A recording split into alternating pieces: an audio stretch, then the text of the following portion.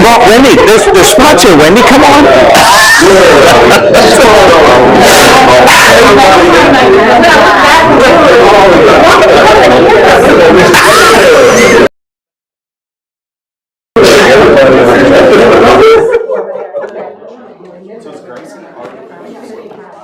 No, they're all finishing there. All three. They all graduate this year. Yeah, all three of them. So.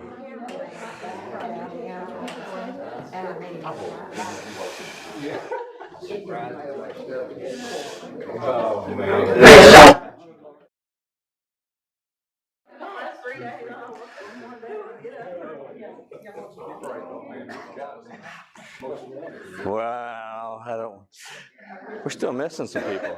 I know they're going to come in. Look, there's a couple right there. I knew it. Well, it's good to see everybody this morning. Glad to have you here. We will continue on with the series we've been doing, getting to know the Father better. And in this series, for the next couple of weeks, I'm going to be out, so you're going to have some great classes. You've had 3 speakers. You got substitutes all over. Casey McCurdy's going to do it next week, and then after that, Russ Hamilton, I think. At least he said he was. Is he going to be here then? Okay. His last one before he's traveling. Okay. All right. We'll start with 1 Chronicles chapter 28, verse 9. If you seek him, he will be found by you. We've been talking about knowing the Father better, talking about it being a mindset. We try to a lot of times put things into practice in our life, but we don't really change our thinking on those things. And so until we change our thinking, it's so easy for us to get out of the habit. So easy for us to leave things behind. It has to become a mindset. And when we talk about knowing someone better, we get to know someone better when we personally interact with them, not just once, but regularly. And we also get to know someone better when we are present with them and have personal interaction. An example, so growing up, I had two sets of grandparents.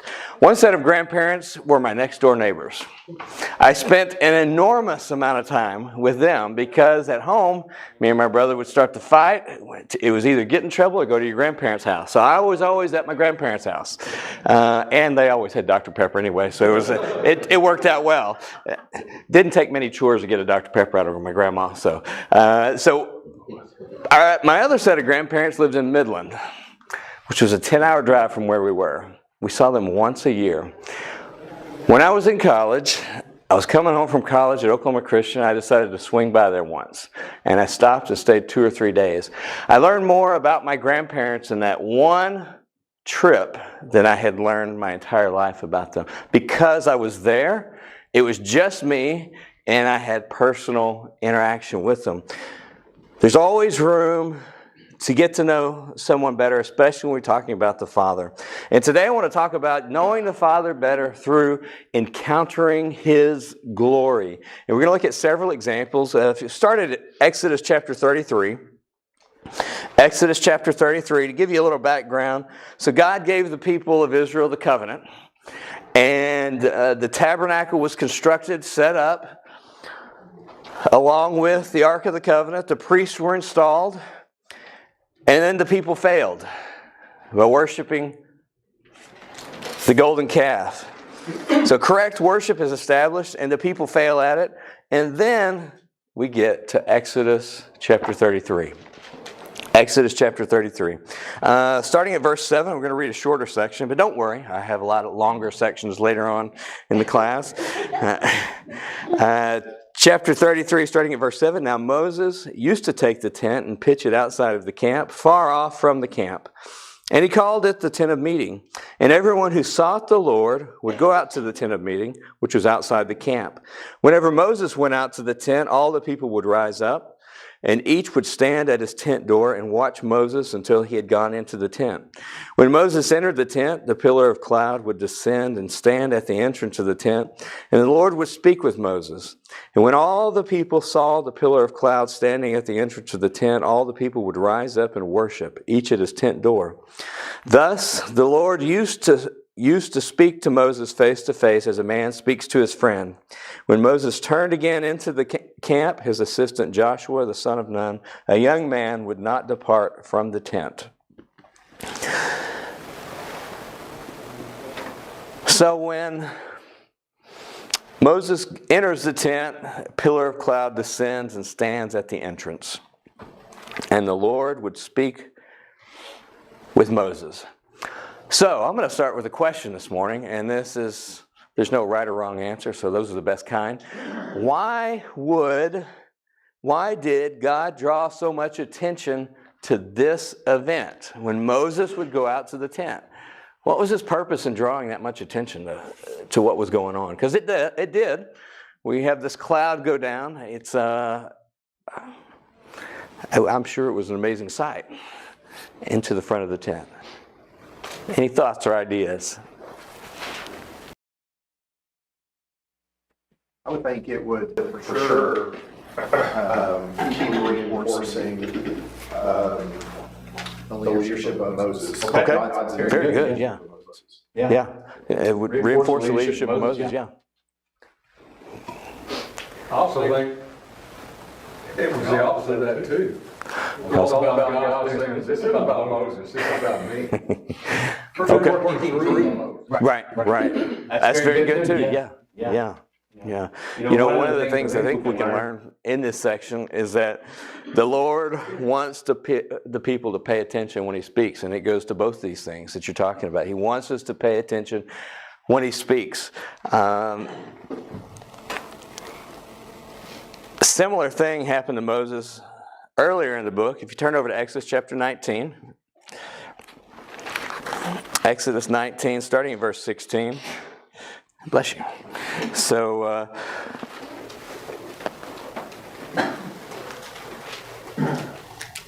they're at Mount Sinai, and it says in verse 16, Exodus 19, on the morning of the third day there were thunders and lightnings and a thick cloud on the mountain and a very loud trumpet blast, so that all the people in the camp trembled. Then Moses brought the people out of the camp to meet God, and they took their stand at the foot of the mountain. Now Mount Sinai was wrapped in smoke because of the Lord had descended on it in fire. The smoke of it went up like the smoke of a kiln, and the whole mountain trembled greatly. And as the sound of the trumpet grew louder and louder, Moses spoke, and God answered him in thunder.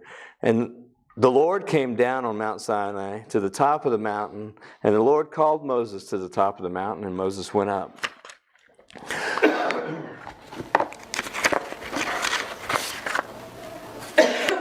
God, similarly in chapter 19, draws the people's attention to Moses. And I think one of the reasons is He wants them to pay attention. He wants them to listen to what's being said. So I'll throw out this is the easy question. Is paying attention to God a challenge for us in our lives? It is, isn't it? Why? Why is paying attention to what God says such a challenge for us? So many distractions. Distractions. You're right, yeah. And one son that you can tell him to do something, look him in the eye, he goes, turns to go do it. He can't make it 10 feet before he's distracted. So he never gets it done. I say that about my children, and I think about it, I'm the same way. In our own lives, we're the same way. But why else? Why else would you think that it's hard for us to pay attention to when God speaks? Our priorities jump around, okay? It seems like when you just think about this example is when they were slaves in Egypt, just talking about how bad it was and couldn't wait to get out. Then they start complaining, we would have been better off if we wouldn't have left. It's just on what you're focusing on at any particular time. Yeah. It's like what you elevate to dominate your thoughts. Okay, that's good. I like that. One of the things you just read was they hadn't met God. Okay. they hadn't, so how could they know him if they had never met him? Right, And they had seen all this stuff and they knew about the miracles that were happening. They knew that, but they didn't have any concept of how that played into it. Just to mention, 400 years before that, they knew God, but that time was gone, and that was 400 years span of time they were there, or more maybe, and they didn't know God, so they hadn't even met him. Thank you for bringing that in. That's a great point. I mean, you just read through that, and it said Moses brought him out to meet God. Yeah. That's a profound thing. Yeah, it is. Very good. Very good. Anyone else? Maybe they were afraid too. Afraid? They Okay. were in the loud trumpet noise and the trembling and it's like, And, you know, to apply that to what we're talking about too, as well, because, you know, our fears and our concerns keep us from hearing God speak too, don't they? Someone else? I was gonna say, we don't always want to hear what he has to say. Uh-huh. So good, yeah. We have an idea already that, hey, you're probably needing to change a little bit what you're doing. Right. These are all really good. I wrote down a couple of the same things. One of them that you just said, Brent, you know, we're more interested in hearing ourselves than others a lot of times, aren't we? And find myself in conversation wanting to say something instead of listening to what the other person is saying. And when we talk about listening to God, that is one of the greatest challenges I believe we have today, is listening to God speak. Listening to God speak to us. To know God, oh, go ahead. Sorry, let's get off the subject. Yep. It doesn't say Joshua went into the tent, but it says he did not leave the tent. Correct. That's interesting. I skipped it because I don't know what to do. But you're right. He stayed there with the tent, which I don't know if Moses here isn't telling us that to sort of start setting up for Joshua's role later on, because he does mention as you go through these chapters, Joshua off and on, how he's participating, I guess. To know God better, we need to listen when he speaks. You know, we always learn something about someone when we listen to what they say, because they're sharing what's in their heart and what's in their head. And again, part of the greatest challenge we have, not just with other people, but with God, is to listen to what he has to say. Listen to what he has to say. We'll turn over to 1 Kings chapter 19. 1 Kings chapter 19. There's another example here, similar example. This was about the prophet Elijah. It'll be familiar after we start reading it. Elijah is discouraged. He's out by himself. And then in 1 Kings chapter 19, starting at verse 9, there he came to a cave and lodged in it. And behold, the word of the Lord came to him, and he said to him, "What are you doing here, Elijah?" He said, "I've been very jealous for the Lord, the God of hosts. For the people of Israel have forsaken your covenant, thrown down your altars, and killed your prophets with the sword. And I, even I only, am left, and they seek my life to take it away." Elijah's in a pretty deep spot here. He's feeling pretty sorry for himself, very discouraged. It starts at verse 11. And he said, "Go out," talking about the Lord. The Lord said, "Go out and stand on the mount before the Lord." And behold, the Lord passed by, and a great strong wind tore the mountains and broke in pieces the rocks before the Lord. But the Lord was not in the wind.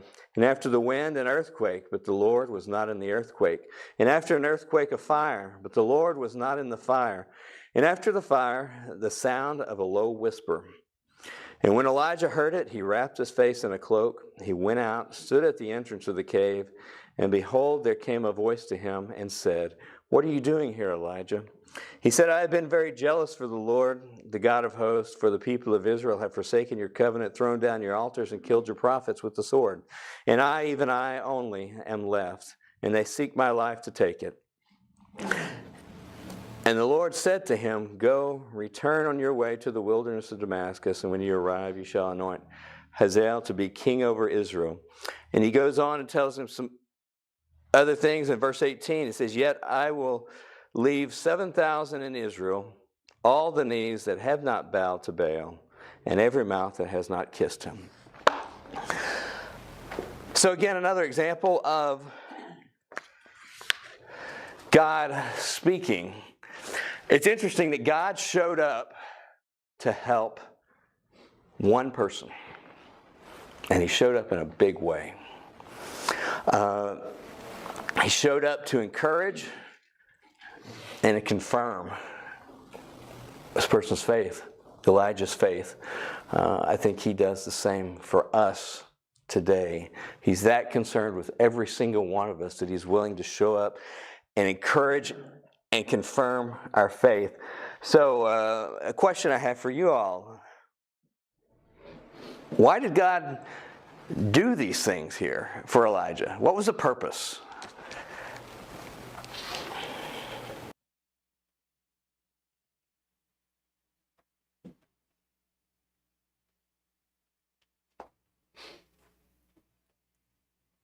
Oh, yes, quiet people. Everybody wants to sit down.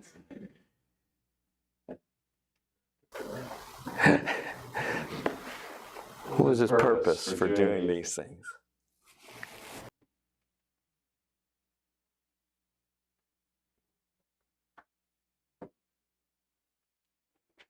All right. Well, I'll have to keep going on. For Elijah himself, I don't know if he just didn't need to be reminded again of who he was serving. I think that's one of the reasons that God showed up this way. I think it's interesting that he had these great things happen, and then a small whisper. You know, God shows up many times in ways we are not expecting, which I think should make us start thinking about listening and paying attention better to what goes on. Maybe I had this happen yesterday. Went to see, my sister came to town, so we're at the restaurant with all our kids are all at this other table, and somebody yells, "Dad." All of a sudden my ears go up. I couldn't recognize the voice, but that's what I've been trained to listen for, is for that. And when we're trained to listen for God speaking to us, I think we hear him and see him in all sorts of situations. Whenever God speaks, we need to be ready to accept what he says. I had this experience when I was in Hungary. I taught a lot of different people, and from time to time you'd come across someone who they did not want to hear the Word of God. If you had told them it was from the Bible, they just didn't want to hear it. So I would tell them things from the Bible, but not tell them it was from the Bible. And it was amazing. Every single time they would say, "Man, that is great." And it would be so profound for them, but it was just straight from the Bible. Whenever God speaks, we need to be ready to accept what he says. God allowed Elijah to answer his question before he responded to them. I don't know if you noticed that at the end of the section. God asked Elijah something. He allowed Elijah to answer his question, and then God spoke. It reminds me of Job. God allowed Job to speak a lot. 40 chapters about there. And Job had a lot he thought he had to say until God showed up and answered.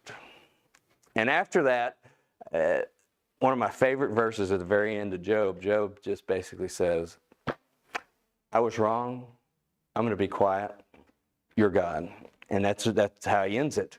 We need to be ready to pay attention and hear when God is speaking, not just where we expect him to speak, but in the unexpected as well. So going back to Exodus chapter 33,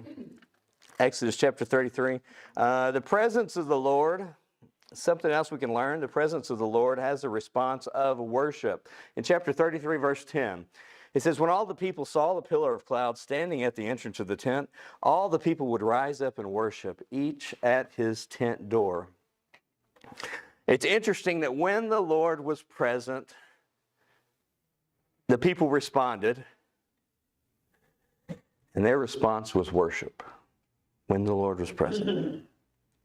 We see this a couple other times in the Bible, at least a couple other times. Isaiah chapter 6, starting in verses 1 through 5. Isaiah the prophet, he has a vision. He's before the throne of God. And his conclusion, as he starts seeing these things, he says, "Woe is me, for I am lost. For I am a man of unclean lips, and I dwell in the midst of a people of unclean lips. For my eyes have seen the King, the Lord of hosts." When we come into God's presence, His greatness is brought into focus along with our sinfulness and our dependence, and it results in worship. Worship of Him. Turn over to Revelation chapter 4. Revelation chapter 4.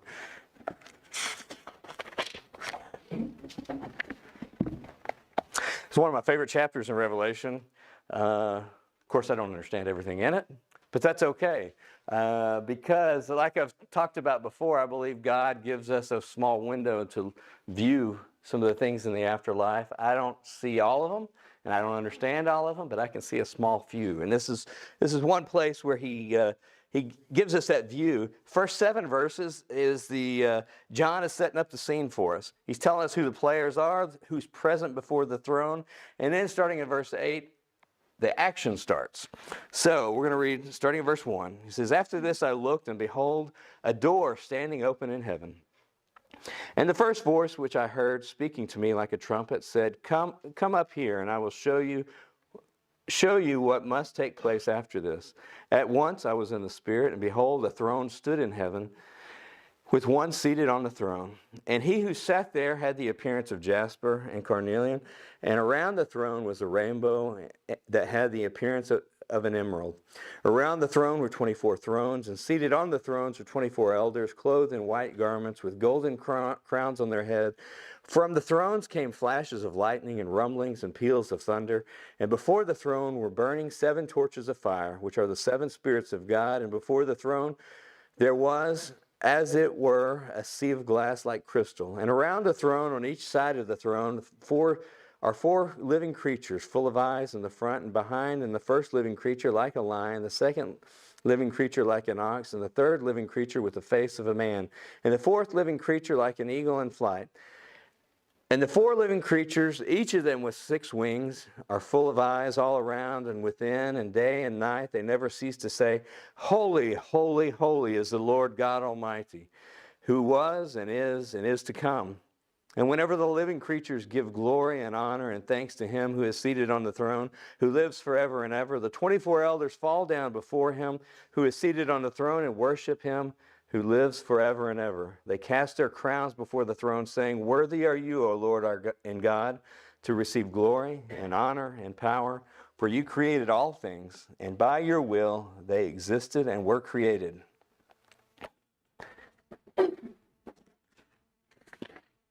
When those creatures and when the people are before God's throne, in His actual presence, the only response they have is worship.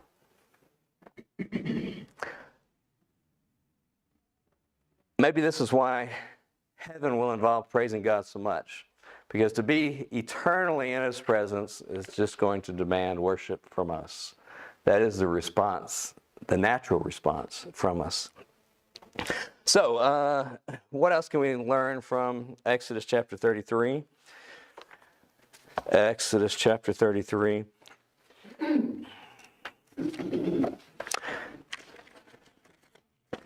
Verse 11 in Exodus 33. Again, we're talking about knowing the Father better.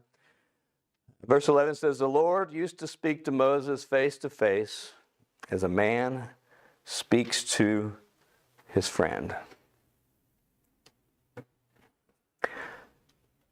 Speaking with the Lord indicates the depth of relationship. As we were reading that, another verse came to mind, talking in Genesis, talking about Enoch. Enoch, he walked with God, and God took him. God enjoyed the relationship so much, He just took Enoch. Here, He spoke to Moses face to face as a friend. What a deep relationship. I think a goal for us, isn't it? So that we have a deeper relationship with the Lord, so that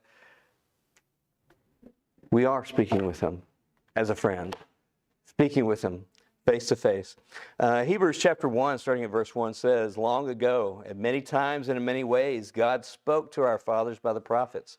But in these last days, He has spoken to us by His Son, whom He appointed heir of all things, through whom also He created the world.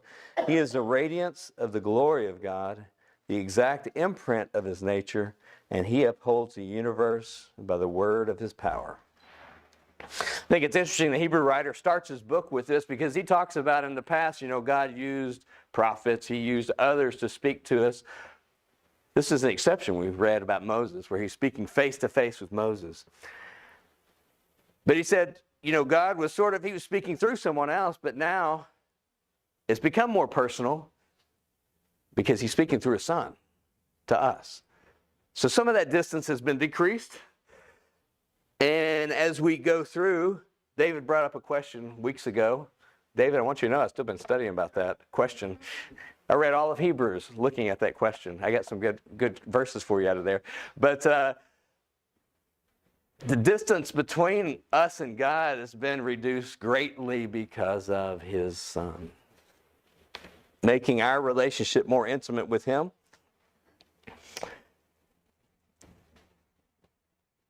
I've had this conversation with people over the years that, if we don't speak to someone regularly, our relationship will not be deepened.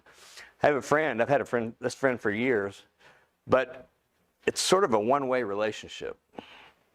I never talk to this friend unless I reach out and contact him. It's really hard to have a deep relationship with someone when you're the one who's always having to reach out. In fact, I have to tell you, I struggle with it. I get mad sometimes. I think I'm not calling him. I went up to a year, didn't call him. I called him, and then it was like nothing. He didn't think anything had ever happened after a year. But our relationship isn't as deep as it could have been. Us desiring to have a deeper relationship with God doesn't make it so. Conversation must take place. Conversation must take place. A deeper relationship is not possible without conversation. A final example before we move on. We're going to read another section, chapter 33, verse 12. I had a friend, and this friend, there became a conflict, and this friend was convinced that I believed the same thing he did. There's only one problem. He never talked to me and asked me what I believed. And so the conflict came to a head. Everybody we're discussing it. It became heated at times. And he stepped up and said, "This is what I believe," and Michael agrees with me. And I looked at him and I said, "No, I don't." Without communicating with people, without communicating with God, our relationship just isn't as deep as it needs to be. So we're talking about the encountering the glory of God. We've read a couple of examples in chapter 33. I'd like to, starting at verse 12, read another example of this. And I want you to notice that the more we see of God and His glory, the better we know Him. The more we see of God and His glory, the better we know Him. Starting in verse 12, Moses said to the Lord, "See, you say to me, bring up this people, but you have not let me know whom you will send with me. Yet you have said, I know you by name, and you have also found favor in my sight. Now therefore, if I have found favor in your sight, please show me now your ways, that I may know you in order to find favor in your sight. Consider too that this nation is your people." And he said, "My presence will go with you, and I will give you rest." And he said to him, "If your presence will not go with me, do not bring us up from here. For how shall it be known that I have found favor in your sight, I and your people? Is it not in your going with us, so that we are distinct, I and your people, from every other people on the face of the earth?" And the Lord said to Moses, "This very thing that you have spoken I will do, for you have found favor in my sight, and I know you by name." Moses said, "Please show me your glory." And he said, "I will make all my goodness pass before you, and will proclaim before you my name, the Lord. And I will be gracious to whom I will be gracious, and will show mercy on whom I will show mercy. But," he said, "you cannot see my face, for a man shall not see me and live." And the Lord said, "Behold, there is a place by me where you shall stand on the rock. And while my glory passes by, I will put you in the cleft of the rock, and I will cover you with my hand until I have passed by. Then I will take away my hand, and you shall see my back, but my face shall not be seen."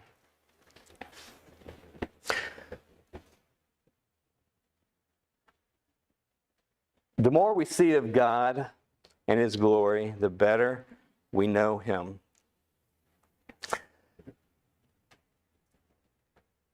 Our finite minds can only perceive so much, can't we? We talk about God. We come here regularly. We talk about God, and still my mind struggles with the concepts of God because He is so great, and my mind is so confined, if you want to put it that way. We are the limiting factor. To see more glory, we have to widen our perspective, our experience with Him, our field of view. We have to change who we are to see more. Change who we are to see more. To see His glory is to truly get a taste of who He is, because through His glory we genuinely know Him. I had this experience last week. So I get up really early to go to work, and I drive 380 from Decatur to Crum, and then I cut off and go up to Sanger. But one morning, I forget which morning it was foggy. And the fog, it just annoys me because I can't go as fast as I want to go. But something interesting with the fog is that, I've been on that road so many times. I know what's coming next. I know what to expect, but yet I can't see it. And then the fog would lift. And I was right as far as where I was in my orientation. But it was a whole lot easier to go, wasn't it? Because my perspective had been widened. My field of view was open. And when we talk about knowing God, I think that's one of the big things that we struggle with is what can we do so that our field of view is wider when we see God, when we know Him. Brent, go ahead. I heard a preacher at one time like this, and it kind of stuck with me for one reason. The nature of the relationship of God and mankind kind of parallels the age of an individual man. So when you look at how God dealt with His people in the Old Testament, don't touch the Ark of the Covenant, zap. Don't worship other gods. Oh, here comes an invading army, kind of thing. It was much more, cause effect, this and that, much like you would deal with a toddler. Don't touch the hot stove, that sort of thing. Right. But as things progress, we now have a relationship that's based on faith, one that's based much more on deferred or delayed rewards, if you will. Yeah. It's not an immediate cause and effect kind of a thing, much like you would deal with an adult. Right. And I thought that made a lot of sense. It does. You look back on the Old Testament and you think, man, that sure would have been nice for God to have that type of immediate, direct, you didn't have to wonder whether God approved of something or not. But by the same time, that was a much more, if you want to call it, immature way of having to show His people what to do and what not to do. Right. So I think it speaks to how God has laid out. Like the verse you just read, God changes how He deals with His people over time. Yes. That's a great point. Is there something else that, like this? That's a great example. There's something else that has helped widen your perspective of God and seeing Him in a different light than you had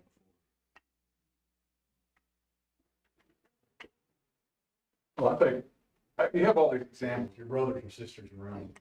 You can choose to move forward, or you can stay the same always. And for me, staying the same is not an option.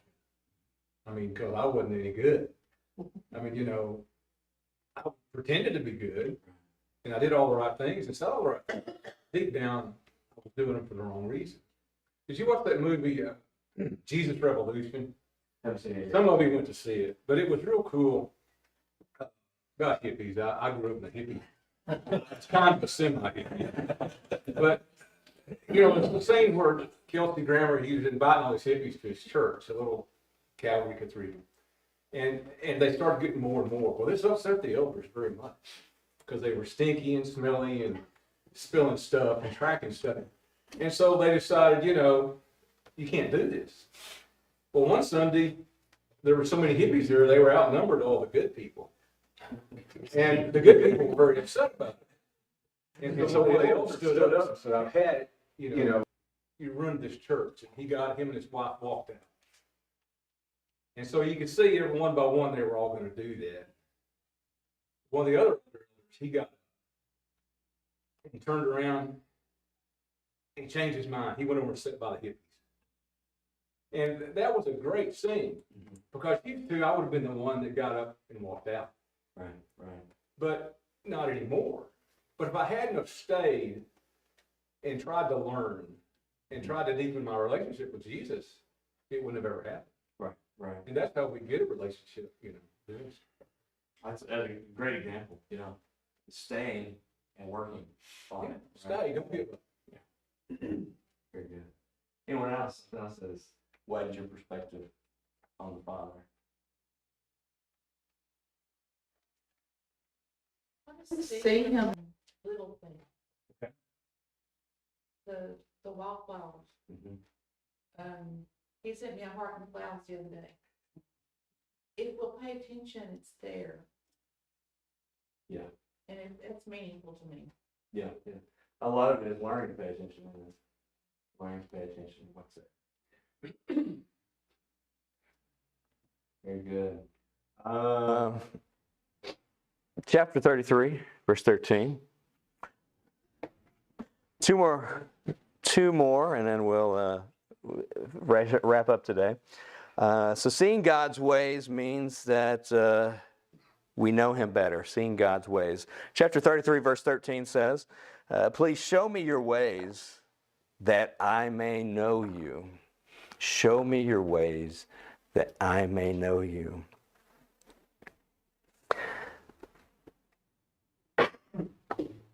We have this with people that it happens a lot with my kids. You know, I don't determine what my kids are going to do, but when they're in certain situations, I sort of know what they're going to do because I know them and I know them well. And I can see the other day, they were all across the field. It was almost dark. I could see one of them walking, and I knew exactly which one it was, although my eyesight's getting bad and I couldn't make out who in the world it was, just by their movements. By their ways, I knew who they were. When we talk about God, seeing God's ways means that we know him a little bit better. We can recognize him from far off. What does it exactly mean to see God's ways? Does anybody have any thoughts or ideas? I've got several scriptures I'm going to throw up here to go through that just talk about God's ways, but I don't know if they really define what God's ways are.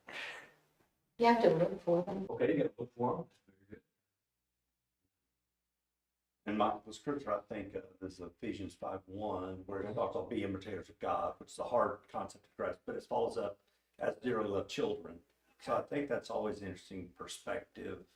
It almost sounds like it's an impossible task, you know, starting off, but then it follows up with the perspective you need to do it as you're dearly loved child of God. So I think that's one of those things that I fall back to. Okay. With trying to have that relationship. Okay, that's very good. But knowing where his relationship is with me. Knowing where we stand with him, right? Yeah, that's very good. The next verse we're going to read is talking about that. He talks about that He tells Moses, you are distinct. You are a distinct people. And that's why he's going to go with Moses, because he's distinct.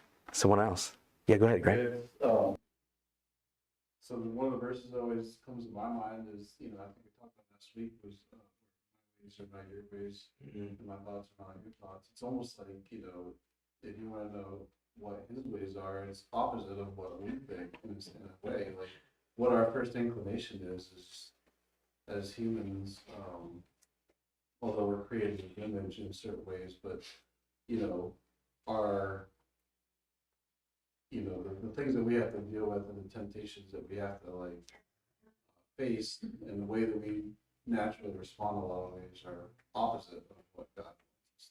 So Right. it has to be intentional. Okay, intentional, yes. Yeah, I like that. Very good. It does have to be intentional if we're going to follow his ways and change what we are doing. Again, what John talked about too. It's very intentional that you stayed and you worked on it instead of just doing what I think is our natural reaction is just and do what's easy. It's amazing how part of the entire Jewish culture was built on waiting for the Messiah and looking for him, supposedly. And then the Messiah shows up and they basically refuse to see it. He kept giving them signs and indications and things to recognize it by all the fulfilled prophecies. And like I said, to have a culture built on that, but have this preconceived notion of what it had to be. Yeah. Never bridged the gap. Right, and you're right. It didn't bridge the gap, and it's. I think it's a great example for For us. us, as you're telling that, because how often do we know what God tells us, but then we get in that same pattern where we just can't see what he's doing and see how he's moving and how he's working. So that's a great example. I got a couple of scriptures I want to read real quick, and then we will finish up. Deuteronomy 8:6, I'm just going to read them in succession. It says, "So you shall keep the commandments of the Lord your God by walking in his ways and by fearing him." Deuteronomy chapter 10, verse 12. It says, "And now, Israel, what does the Lord your God require of you? But to fear the Lord your God, to walk in all his ways, to love him, to serve the Lord your God with all your heart and with all your soul." Psalm 119, verse 15, it says, "I will meditate on your precepts and fix my eyes on your ways." Fix my eyes on your ways. So, seeing God's ways helps us know him better. The last one, chapter 33, verse 17, it says, "For you have found favor in my sight, and I know you by name." Moses and God are going back and forth. God says, "For you have found favor in my sight, and I know you by name." Knowing the Father means he knows you as well. He knows us before we know him. But God knew who Moses was, and he knows who we are, which is an amazing and a scary thought.